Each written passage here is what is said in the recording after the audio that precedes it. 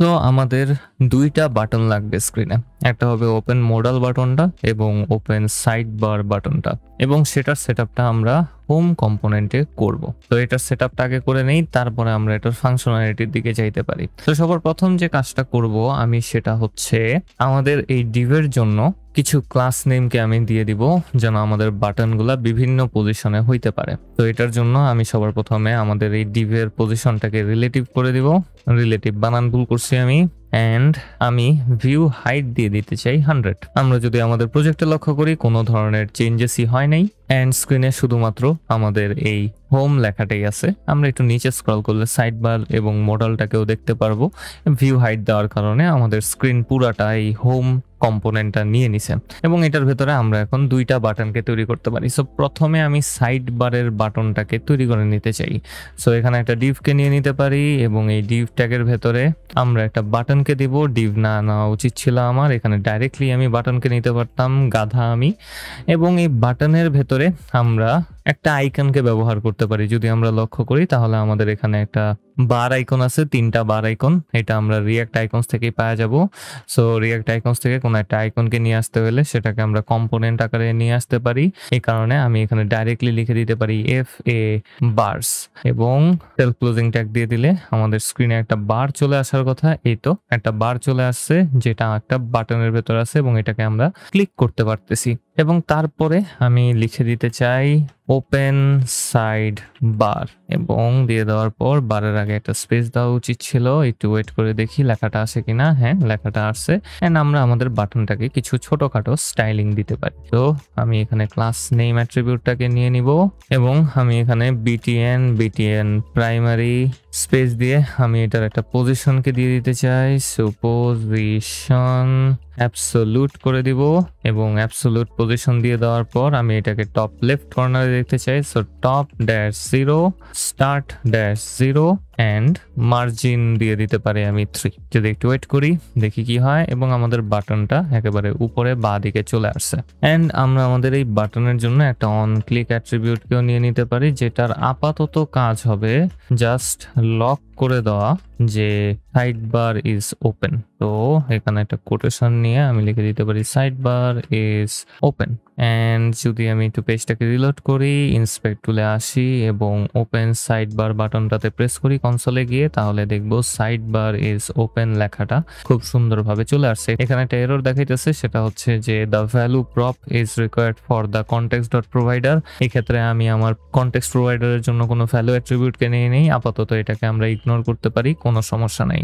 এবং আমরা এখানে একটা বাটনকে তৈরি করে নিতে পারছি। আমাদের আর একটা বাটনকে লাগবে, যেটা হবে আমাদের স্ক্রিনের ঠিক মিডল বরাবর। সো কোনো কিছু যদি মিডল বরাবর আনতে হয় সেহেতু আমাদের সেটাকে একটু ডিফ্লেক্সে রূপান্তর করতে হবে। এই জন্যই আমি একটা ডিভ ট্যাগকে নিয়ে নিছি এখানে, এবং এটার ভেতরে কিছু ক্লাস নেমকে অ্যাড করে দিব। D-flex justify dash content dash center align dash items dash center, and এটার হাইট হবে 100। এবং এটা দিয়ে দেওয়ার পর একটু ওয়েট করে দেখি বাটনটা আসে কিনা। আসবে না, কারণ আমি বাটন কখনো দেই নাই। সিলিমি, ওয়াও, আমি প্রোগ্রামিং পারি।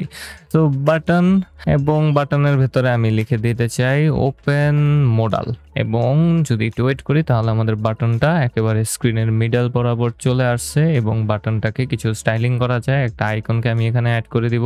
আমি জানি না এটা কি আইকন, জাস্ট আমার ভালো লাগছে এই কারণে আমি এটা অ্যাড করে দিছিলাম এখানে।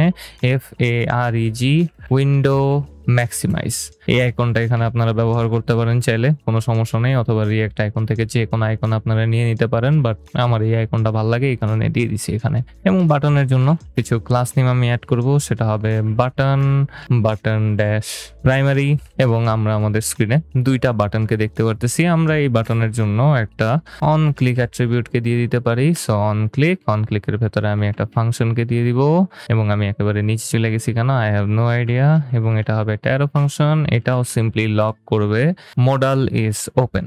এবং রিলোড করলে আমাদের সকল এরর চলে যাওয়ার কথা। ইন্সপেক্ট টুলে আসবো, কনসোলে যাব, ওপেন মোডালে ক্লিক করব, এবং মোডাল ইজ ওপেন লেখাটা খুব সুন্দরভাবে চলে আসতেছে, এবং আমাদের ওপেন সাইড বার বাটনটাও কাজ করতেছে।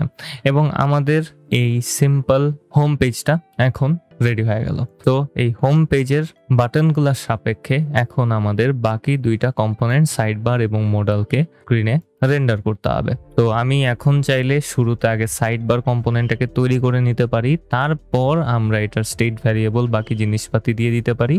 বাট আমি আগে কনটেক্সটে গিয়ে আমাদের এই সাইড বারের জন্য প্রয়োজনীয় ফাংশনালিটিটাকে ইমপ্লিমেন্ট করে নিব, তারপরে আমি আমার এই সাইড বার কম্পোনেন্টটাকে তৈরি করতে পারি। সো এই ক্ষেত্রে সবার প্রথমে আমি গ্লোবাল কনটেক্সট প্রোভাইডারে চলে আসব এবং এই গ্লোবাল কনটেক্সট প্রোভাইডারের ভেতরে গিয়ে আমি একটা স্টেট ভ্যারিয়েবলকে নিয়ে নিতে পারি। সো কনস্ট স্টেট ভ্যারিয়েবলটা হবে ইজ সাইড বার ওপেন, ওপেনের ওটা বড় হাতের দিয়ে দিই, এবং এটার জন্য একটা সেট ফাংশনকে আমরা পাবো। So set is sidebar open and আমি এখানে ইউজ স্টেট হুকটাকে ব্যবহার করতে পারি। সো ইউজ স্টেট হুকটাকে দিয়ে দিব এবং শুরুতে আমাদের সাইড বার ক্লোজ থাকবে। সো এটার ভ্যালু দিয়ে দিলাম আমি ফলস, এবং আমাদের সাইড বারের স্টেটটাকে ট্রু থেকে ফলস এবং ফলস থেকে ট্রুতে নেওয়ার জন্য আমাদের একটা ফাংশনকে তৈরি করে নেওয়া উচিত।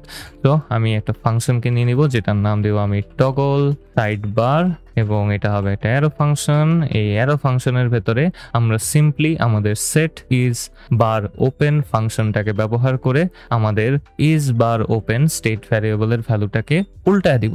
এবং আপনারা খুব সম্ভবত জানেন যে টগল ফাংশনালিটি কিভাবে ইমপ্লিমেন্ট করতে হয়, অথবা কোনো একটা স্টেট ভ্যারিয়েবলের ভ্যালুকে কিভাবে টগল করতে হয়। সো নিজেদের মতো করতে পারেন। আমিও এখানে সেম ওয়েতেই সেট ইজ সাইড বার ওপেনকে নিয়ে নিব এবং নট অপারেটর ব্যবহার করে ইজ সাইড বার ওপেনের ভ্যালুটাকে এখানে দিয়ে দিব। So is sidebar open state ভ্যারিয়েবলের ভ্যালু যদি ট্রু হয় তাহলে নট অপারেটরের জন্য সেটা ফলস হয়ে যাবে, আর যদি ফলস হয় তাহলে এটা নট অপারেটরের জন্য ট্রু হয়ে যাবে। এবং আমরা এখন এটাকে ভ্যালু অ্যাট্রিবিউটের মাধ্যমে পাঠিয়ে দিতে পারি। সো ভ্যালু অ্যাট্রিবিউটের ভেতরে আমি একটা অবজেক্টকে নিয়ে নিব এবং এখানে আমি is sidebar open comma toggle sidebar ফাংশনটাকে সুন্দরভাবে পাঠিয়ে দিতে পারি। এবং আমি এখানে আমাদের এই গ্লোবাল কনটেক্সটের জন্য একটা কাস্টম হুককেও সেট আপ করে নিতে চাই। সো এক্সপোর্ট করে নিব নতুন একটা ফাংশনকে যেটার নাম দিব আমি ইউজ গ্লোবাল কনটেক্সট, এবং এটার কাজ হবে সিম্পলি ইউজ কনটেক্সট হুকটাকে ব্যবহার করা এবং সেটার ভেতরে ইউজ গ্লোবাল কনটেক্সটটাকে পাঠায় দেওয়া, সরি ইউজ গ্লোবাল কনটেক্সট না, আমাদের গ্লোবাল কনটেক্সটটাকে পাঠায় দেওয়া, এবং এটা অটোমেটিক্যালি আমাদের গ্লোবাল কনটেক্সট থেকে ভ্যালুগুলোকে নিবে এবং আমাদের কাছে ফেরত পাঠিয়ে দিবে।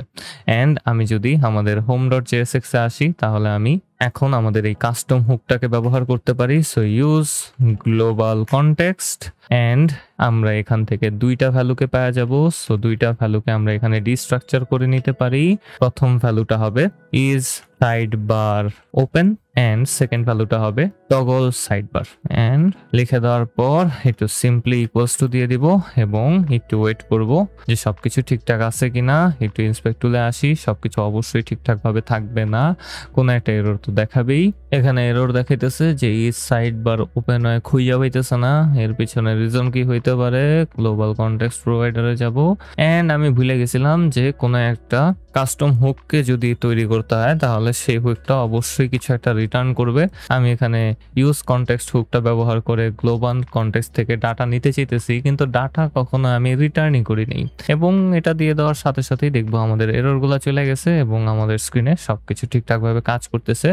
সো আমাদের সাইড বারের জন্য যে বাটনটা ছিল সেটার অন ক্লিক মেথডের ভেতরে আমি ডাইরেক্টলি টগল সাইড বার ফাংশনটাকে দিয়ে দিতে পারি। সো টগল সাইড বার ফাংশনটাকে আমি ডাইরেক্টলি এখানে কল করে দিব অ্যান্ড এটাকে চাইলে আমি খুব সুন্দরভাবে ডাইরেক্টলি এখানে বসায় দিতে পারতাম, বাট কেন করব ভাই? আমি সবকিছু একটু বাঁকাতারা ভাবে না করলে তো হয় না আমার জন্য।